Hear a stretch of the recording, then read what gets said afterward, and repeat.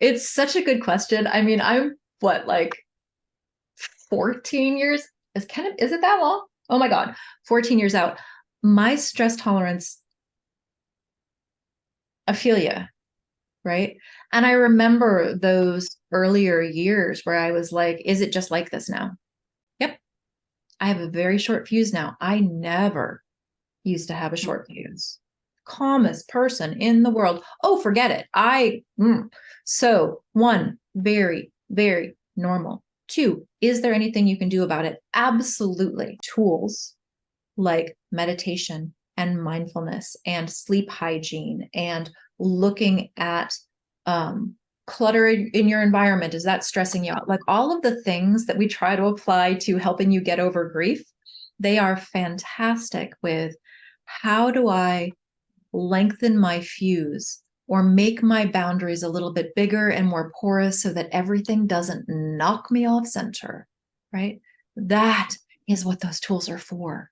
That is what mindfulness meditation is for. That's what all meditative practices are for. That's what creative practices are helpful with, right? How do I find my center, help myself maintain it in these daily stressors because daily life is stressful because people are weird, right? How do I find my center, maintain my center, and claim my center back when I get knocked off? I'm much less reactive to stressors if I have slept, if I'm hydrated, if I have stayed off my damn phone, if I've gone for a walk, and if I'm fed.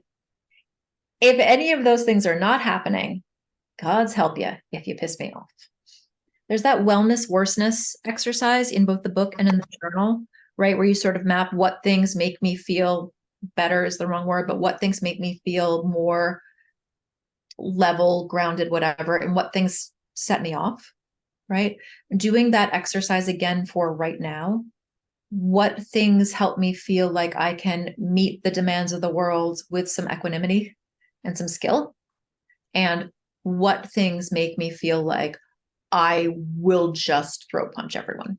Doing some fact finding around that. I think it's a reality that hazing of grief and loss and all of that stuff raise the edges for a lot of people. Use those tools that people try to toss at us to solve grief and use them to help strengthen that equanimity muscle. It's also really helpful when you do stuff like that because it lets you know, like if I start being snippy with somebody, that is a clue for me that I am overworked and need a break, right? If I cannot handle this conversation or your little stupid thing that you just did, that is a clue for me that I need some tending, right? Doesn't mean that they're not being stupid. It just means that there's an information here because I'm not able to respond to the situation with skill in a way that I would like. Yeah. It really gives you a lot of power and control how you respond to that irritation.